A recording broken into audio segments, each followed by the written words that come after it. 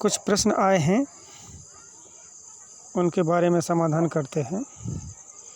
जैसे प्रश्न है कि हम मोक्ष से लौटकर क्यों आते हैं। इनके समाधान करते हैं।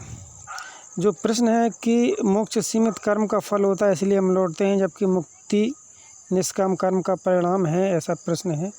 नहीं, ऐसा नहीं है। मोक्ष निष्काम कर्म का जो संचित रहते हैं उनका फल रहता है, वो ईश्वर आपको देता है।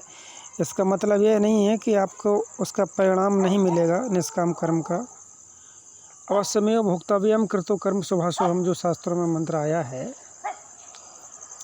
इसका यही मतलब है कि चाहे किसी भी तरीके के आप कर्म कीजिए, कुकर्म और सकाम कर्मों का तो सभी को, आम आदमी को पता है, लेकिन आम आदमी निष्काम कर्म में थोड़ा सा भ्रमित हो जाता है।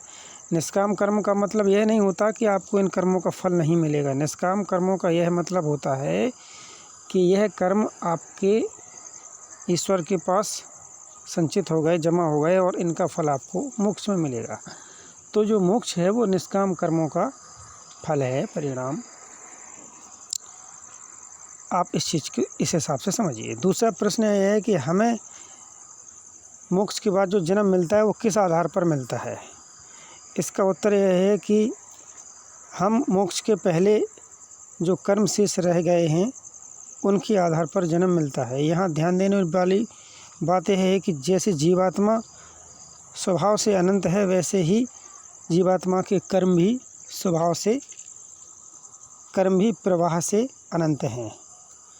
कर्मों का कभी सर्वथा नाश नहीं होता है, इस बात को ध्यान से समझे रहिए। संस्कार दग्ध बीज होते हैं, लेकिन कर्मों का सर्वथा अभाव कभी नहीं होता, इस बात को हमेशा ध्यान रखें। तो जीवात्मा के जो कर्म होते हैं वह भी जीवात्मा की ही तरह अनंत हैं, जैसे जीवात्मा अनंत होता है वैसे ही।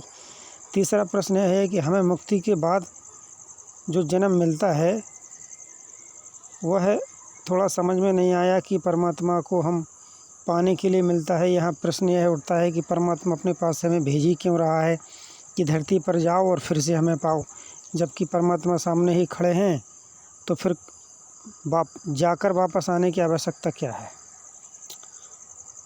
अच्छा प्रश्न है, इसका समाधान सुनिए। जैसे कि एक बात अच्छी तरीके से आप समझ लीजिए कि जो ईश्वर है वह अनंत है, सुपर पावर है, अनंत आनंद का भंडार है, और जीवात्मा की सीमाएं हैं। जीवात्मा अल्पज्य है। जीवात्मा परमात्मा के साथ अनंत आनंद को अनंत काल तक नहीं भोग सकता। जीवात्मा ईश्वर के आनंद को टुकड़ों टुकड़ों में भोगता है। आप उसको ऐसे समझिए जैसे कि आपके अंदर 10 रसगुल्ले खाने की क्षमता है और आपको कोई 15 और 20 खिला दे तो आपको रसगुल्लों से भी अनिच्छा होने लगेगी। ठीक ऐसे ही आप सरल शब्दों में समझ लीजिए कि परमात्मा के साथ भी जीवात्मा अपनी क्षमता के अनुसार ही आनंद भोग सकता है, अनंत नहीं। उसके बाद पर जीवात्मा को दोबारा संसार में आने की इच्छा होती है। परमात्मा नहीं भेजना चाहता, परमात्मा तो चाहता है कि जीवात्मा अनंत आनंद भोगे, लेकिन यह जीवात्मा की क्षमता के ऊपर है कि जीवात्मा अनंत आनंद नहीं भोग सकता। जीवात्मा की सीमाएं हैं।